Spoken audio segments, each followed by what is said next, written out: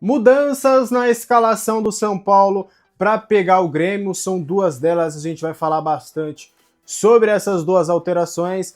Em jogos em casa, Ilcinho, e aí gera aquele questionamento, né? Nem os caras conseguem explicar por que a gente conseguiria. Mas eu vou deixar para o nosso Ilcinho comentar o título e thumb desta live. Por que o São Paulo sofre tanto para ganhar no Morumbi? Por que está oscilando tanto em jogos em casa diante do seu torcedor? E não é apenas por essa partida de ontem, né? A gente teve o próprio jogo contra o Alianza Lima, o jogo contra o Sport, o jogo contra o Fortaleza. O jogo do Náutico também não foi um jogo fácil do São Paulo, foi aquele 2-1 que a gente poderia ter feito mais, mas também perde muitas chances. E aí tem vários fatores, né? Eu acho que é principalmente pelas chances que a gente perde. É um negócio inacreditável. Ontem o Ferreirinha perdeu uma chance que ele construiu, é verdade, que, não poderia perder. O Alan também, de frente pro gol, não é o dele, mas não poderia perder. Então tem várias, assim, coisas do jogo que a gente vai pontuando jogo a jogo que tornam esse fator mais complicado. Mas tem alguma explicação mais fácil para essa oscilação, Ilcinho? Gabi, eu ponho muito na conta da escolha das peças em campo, que nem, por que o São Paulo oscila muito? Cara, assim, mais ou menos de cabeça, contra o Sport ele colocou o Marcos Antônio para fazer a do Oscar, depois o Marcos Antônio vira ponta direito, não tem como um volante de apoio ser o criador das jogadas. É muito em conta do que a gente propõe, do esquema que a gente está usando, de como a gente está em campo. Quando ele coloca as peças certas nos lugares certos, a gente, cara, tem um plano de jogo muito melhor, porque está cada um na sua. Ontem, aparentemente, a gente ia amassar os caras. Mas aí você para ver o começo do jogo, e aí entra de novo o fator treinador, 1 ano de trabalho, a gente não tem padrão de jogo. E aí é difícil jogar quando não tem padrão de jogo. Porque assim, você não sabe como as peças se movimentam. O Oscar abre para a direita para iniciar as ações de jogo com ele. A gente joga pela esquerda. Quando a bola chega no Ferreirinho, o Oscar está chegando como segundo volante. Perde a bola, o Marcos Antônio dá o primeiro bote ali fora de posição e o Oscar fecha na dele. Então, tipo assim, quando a gente tem uma referência, meio que a sincronia existe. Todo mundo sabe onde o amiguinho vai estar. Então, tipo assim, isso falta para nós. Independente de quem está em campo. Quando era o Alves, quando tem a sincronia, quando tem a criação, quando tem as peças, é mais fácil de criar, porque a gente sabe onde os caras vão estar. Quando não tem, fica meio perdido. Ontem a gente deveria sim ter marcado um gol até a expulsão. Tava muito tranquilo, foi tomada de decisão, foi aproximação. Ontem o Oscar estava sem ritmo de jogo, mas estava participando bastante, tinha o Marcos Antônio querendo, os dois Ferreiras, então, tipo assim, falta um pouco ainda mais desse padrão de jogo, falta um pouco mais das coisas, que nem, por muitos jogos, a nossa saída de jogo foi colocar o Alisson do lado do Rafael, tocar para ele dar um chutão, pô. Então, tipo assim, como é que nós vamos criar ação de jogo com isso? A gente fica no bate e rebate no contra-ataque.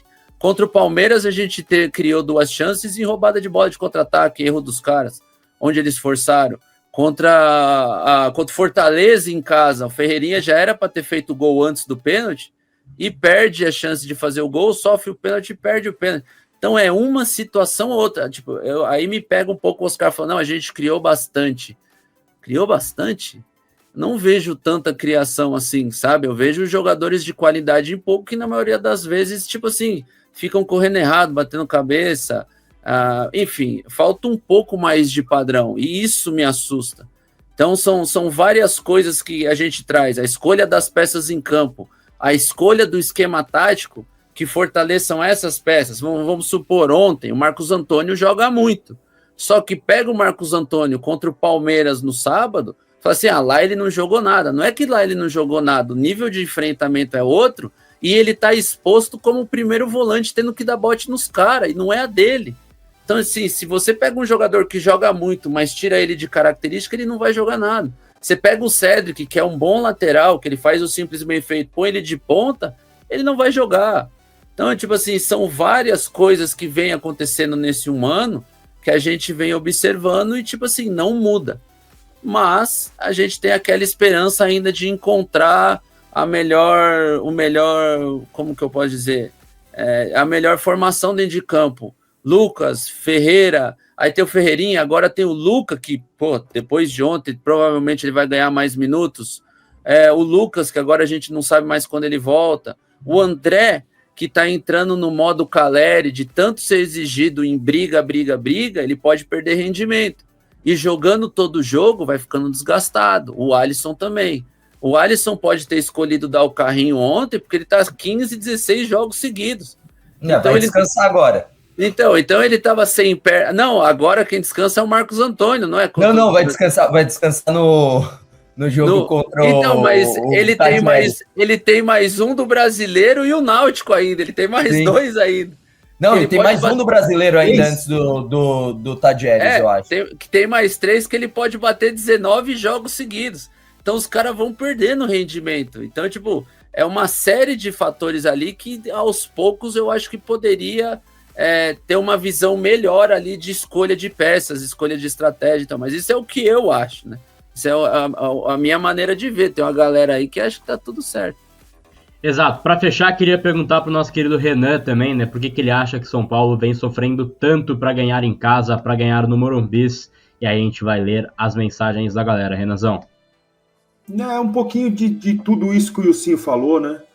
Algumas escolhas anti-visão do jogo, algumas escolhas, né, no decorrer do jogo, modificações, alguns pontos em leitura de jogo, jogadores não conseguindo decidir no momento, naquele momento crucial, você matar o jogo quando você sabe que terá pouquíssimas oportunidades, contra o Palmeiras fora de casa, contra o Fortaleza.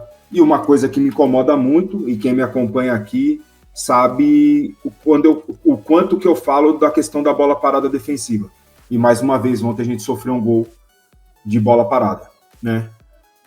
Você não tem a imagem aí do gol, né? Não é permitido, né, Gabriel, colocar a imagem do jogo. O Comebol não pode nem mostrar a foto nossa lá na cabine.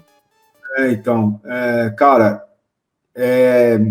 assim, é uma linha muito desorganizada, é muito simples, bola parada defensiva, tá com falta de confiança, mano a mano, cada um pega o seu. Renan, você marca o Ilcinho, beleza? Beleza, se o Ilcinho fizer o gol, todo mundo aponta o dedo pra mim na hora, a culpa é sua. E ponto final. Então o cara vai ali, vai brigando com o adversário e não deixa o cara cabecear. Agora, quando você tá disposto a marcar a zona, marcar a linha ali, como era uma falta lateral, não quero tirar o mérito da batida do cara, o outro atacou bem a bola, antecipou bem, mas você vê uma linha desorganizada, no qual não tem uma coordenação no momento de entrar todo mundo junto, fazendo a linha certinho, porque quando você marca a zona, cada um vai cobrindo o outro. Tem lá o primeiro pau, normalmente é o cara mais alto, que é a bola mais perigosa, aí vem o seguinte, e cada um vai cobrindo o seu, e era muito desorganizado, o São Paulo...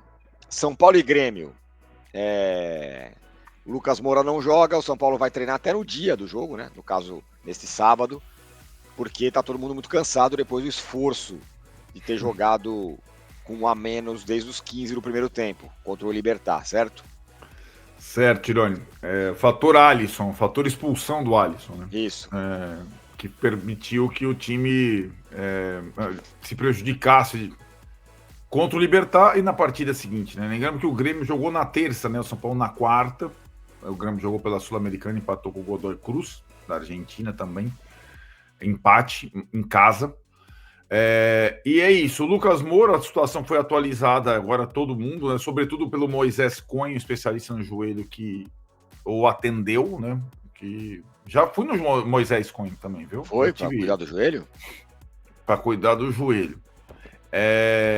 Então, e ele, no detalhe, né, no dia do jogo com o Libertad, já aquela questão da cápsula do joelho, etc e tal, mas ele falou mais na questão prática de uma consequência da pancada que ele tomou no jogo contra o Palmeiras. Ele tentou voltar, inflamou o local, ainda tem ele teve um estiramento, né, na parte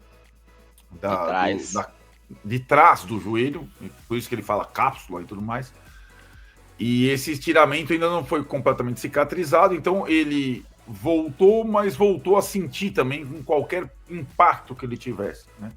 E ele explicou, o doutor Moisés, lá pela característica de jogo do Lucas, mudança de direção o tempo todo e tudo mais, que é uma parte que ele força em todos os movimentos que faz. Até ele falou que se fosse um jogador de uma outra posição, de uma outra característica, talvez não fosse um caso de ter que parar de novo.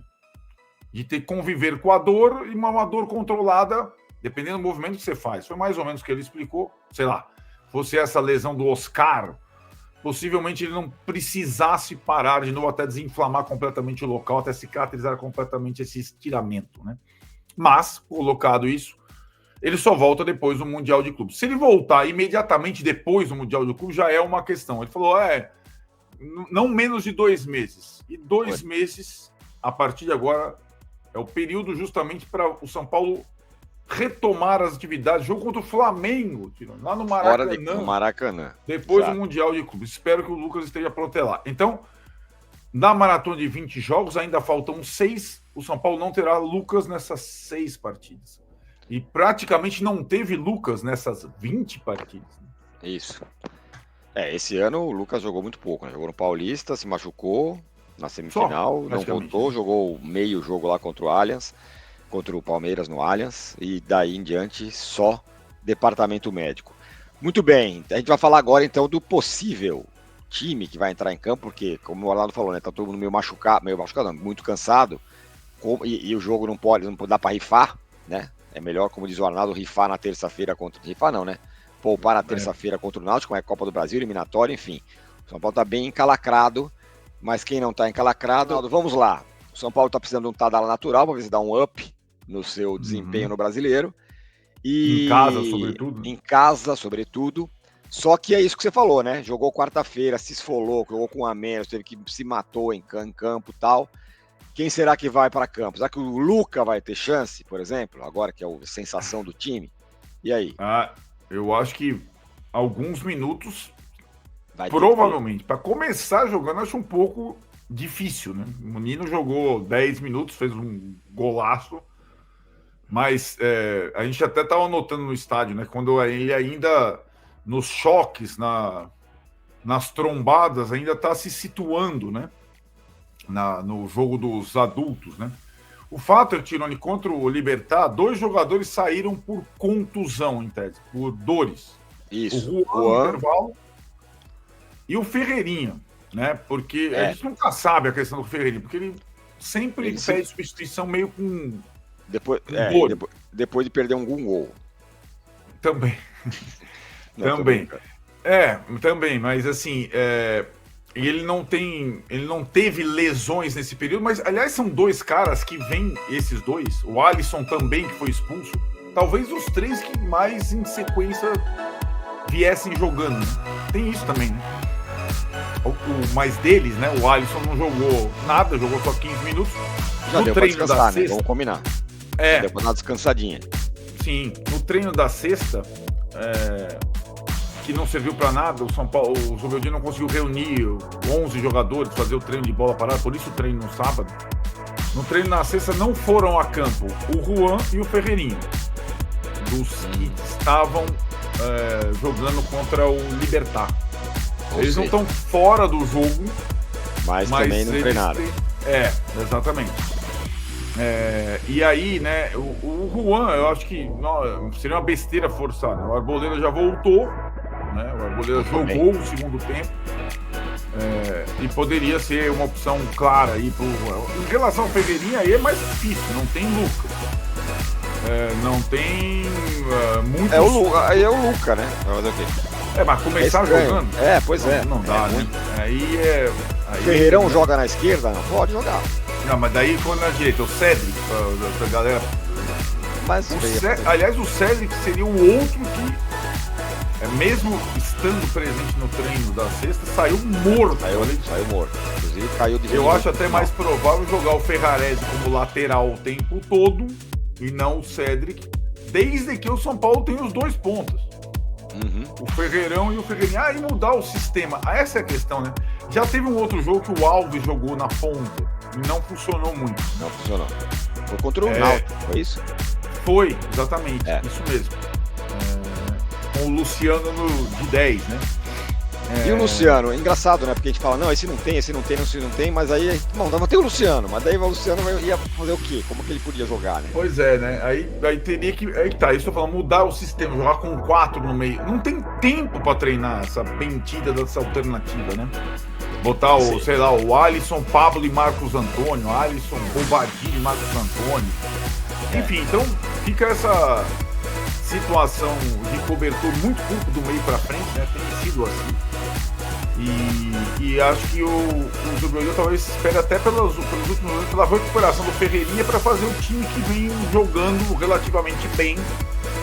Com Alisson, Marcos Antônio, Oscar, possivelmente começando de novo. Sim. Essa é uma questão. Você prefere que o Oscar começasse ou que o Oscar entrasse depois? Eu prefiro ele começando. Eu também prefiro ele começando, que ele seja substituído depois, sei lá. Aí, sei lá, São Paulo tá ganhando, seria substituído pelo... Mudanças na escalação do São Paulo para pegar o Grêmio, são 2 delas, a gente vai falar bastante sobre essas 2 alterações. Os empresários do Alan Franco, os agentes que cuidam da carreira do jogador, estiveram hoje no CT da Barra Funda. Será que houve avanço? Bora falar também sobre alguns bastidores a mais, sobre Luca, a nova joia do São Paulo que brilhou na Copa Libertadores. Senhoras e senhores, respeitável público, começando mais um vídeo aqui no meu canal pra gente falar sobre São Paulo Futebol Clube. Um prazer para quem não me conhece, eu sou o Alexander Vieira, jornalista, e agora eu vou deixar você super bem informado sobre as últimas do São Paulo. Te convido a se inscrever no canal, ativar o sininho das notificações e deixar o seu like, que é super importante para o crescimento do nosso canal. Tem também o Seja Membro, onde você tem conteúdos exclusivos, tem o grupo no WhatsApp comigo 24 horas por dia, vídeos exclusivos, vocês, membros, podem ver os vídeos antes aqui deles serem postados no horário na plataforma, tem Liga no Cartola, servidor no Discord, o Papo com Membros que vai ao ar toda terça-feira, enfim, são vários os benefícios, dê uma olhadinha aqui. Bora falar sobre São Paulo Futebol Clube. O São Paulo finalizou a sua preparação para a partida contra o Grêmio na manhã desta sexta-feira. E aí o Zubeldia fez ali os últimos ajustes e detalhes para pegar a equipe gremista, partida que vai acontecer no próximo sábado às 9 horas no estádio do Morumbis. E aí eu tô aqui com a folhinha de como foi o treino. As atividades foram divididas com os atletas em 2 grupos. Os jogadores que tiveram mais minutagem no confronto contra o Libertad fizeram um trote ali no gramado e exercícios regenerativos e de mobilidade, enquanto o restante acabou trabalhando ali com o Zubeldia. O treino com o comandante argentino foi composto por alguns fundamentos técnicos, posse de bola, enfrentamento 1 contra 1, e também houve ali, para finalizar, alguns chutes, algumas finalizações ali dos atletas. Aliás, na manhã, inclusive deste sábado, novamente no CT, o elenco fará uma ativação e os ajustes finais ali para pegar o Grêmio. E aí a expectativa é de 2 alterações no time que vai para campo. O Juan a gente trouxe pela manhã, ele tá com algumas dores ali que estão incomodando na região do joelho, e aí existe uma possibilidade dele ficar de fora do time titular, e aí o Arboleda ganharia uma oportunidade, uma sequência como titular para dar uma preservada nessa situação do Juan, para que não se agrave ou algo nesse sentido. Ainda vai ser feito ali alguns testes, ainda não é 100%, mas existe essa grande possibilidade. A outra alteração que o Zubeldia vai promover para essa equipe é a entrada do Ferrarese na vaga do Cédric. O Cédric, além da sequência de jogos, né, ele vem sendo titular tanto na lateral direita ou atuando na segunda linha, agora o Zubeldia vai optar pelo Ferrarese. O Ferrarese vai fazer a dupla ali com o Lucas Ferreira pelo lado direito. Essas seriam as 2 únicas alterações no time titular em comparação à equipe que começou a partida contra o Grêmio.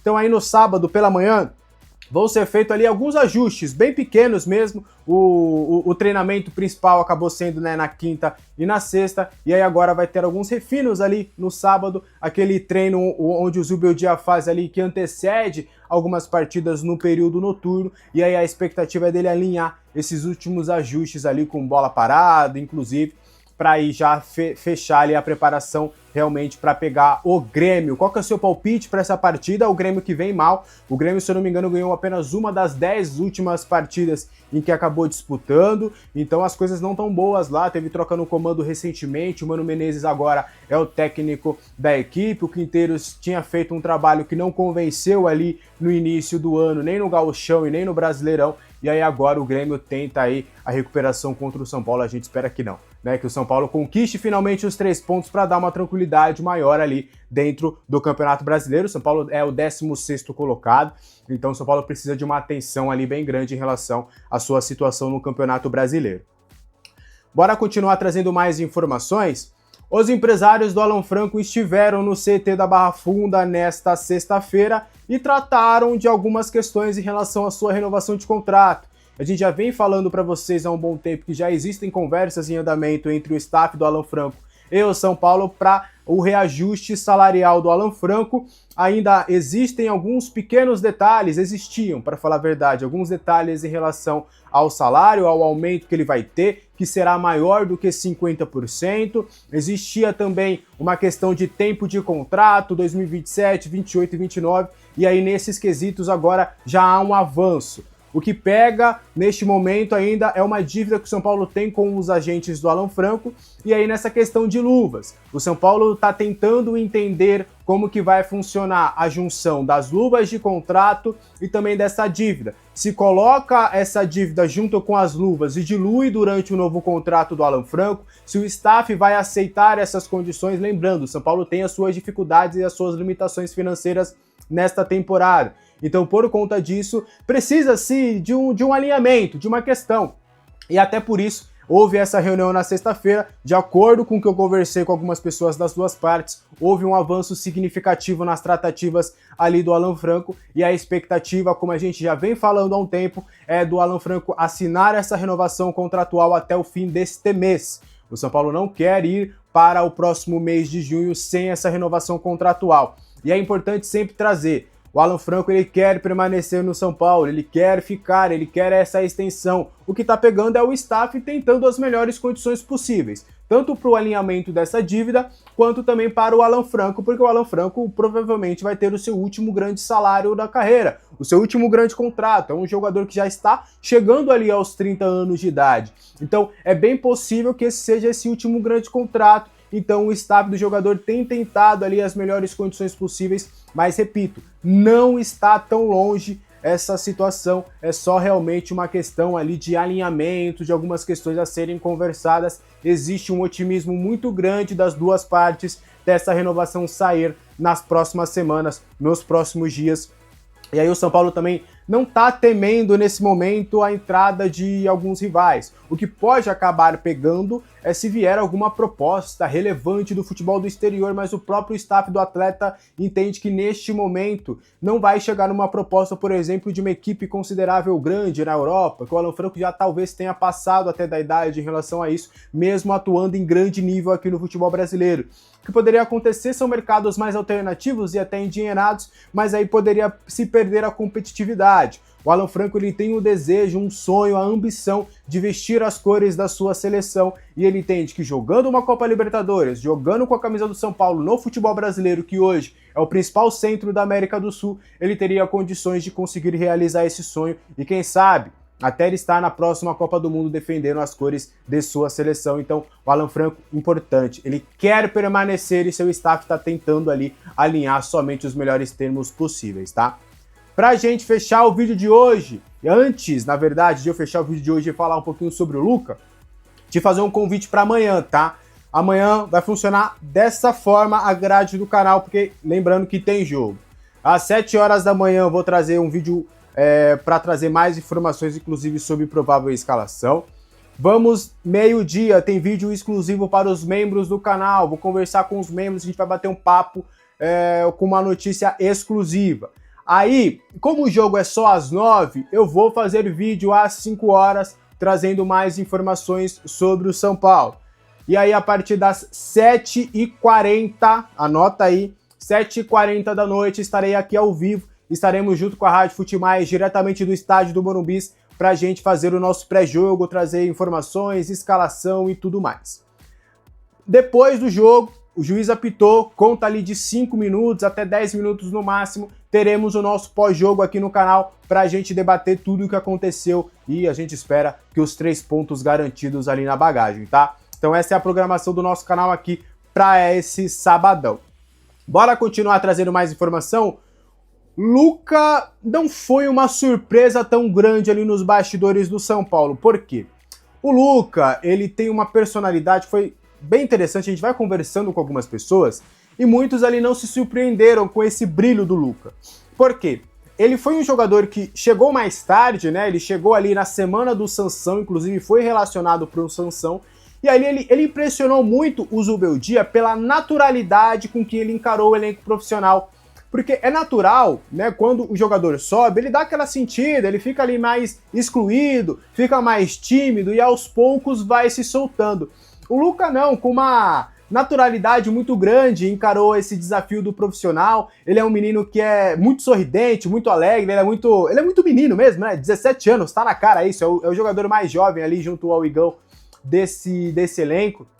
E ele encarou com muita naturalidade. Óbvio que ele tem muito também da proximidade maior com os garotos da base, mas ele é um cara que consegue dialogar ali facilmente com os outros jogadores. E a naturalidade com que ele encarou esse processo de rapidamente ir para os profissionais também foi dentro dos treinamentos. Porque o Zubeldia falou, caramba, esse cara, ele tá voando nos treinamentos. O cara, ele pega, vai para cima, não tem medo, brinca, ginga, mostra qualidade. Então, muitas pessoas ali com que a gente conversou após ali o jogo contra o Libertad falaram, cara, ele é isso. Na primeira bola ele pega, vai pra cima, ele ginga, ele vai com aquele futebol ousado. Nem parece, aliás, ou melhor, parece que o Luca, desde o Sub-11, quando ele chegou ao São Paulo, ele se preparou a todo momento para esse momento de vestir as cores do São Paulo. Então o Luca, ele estava voando já nos treinamentos, impressionou muito o Zubeldia com essa personalidade. Porque a gente sabe, o Zubeldia, ele segura mais nesse quesito da base, né? Ele é mais preservado nesse quesito. E o Luca tem sido um pouco dessa exceção. Quando o Alves, o Rian, os meninos subiram, ficaram nesse período de transição até jogar. Na primeira semana, 2 dias depois que o Luca subiu, ele já foi pro profissional, já foi pro jogo contra o Santos, ele iria entrar em outros jogos, e aí o Zubeldia olhou pro banco e falou, cara, esse moleque tem personalidade, eu preciso de um atacante ali mais driblador. Luca, vamos pro jogo, e o Luca acabou dando conta do recado. Então muitas pessoas com que a gente conversou ali falaram, cara, não se surpreenda, porque o Luca, ele é muito natural, essa que é a palavra quando a gente fala de Luca. É tudo muito natural, por mais que tenha empolgação da juventude, do cara mais novo, do primeiro gol do profissional, ele é um cara que encarou tudo isso com muita naturalidade e tem tudo para ter um caminho muito interessante com a camisa do São Paulo. Combinado?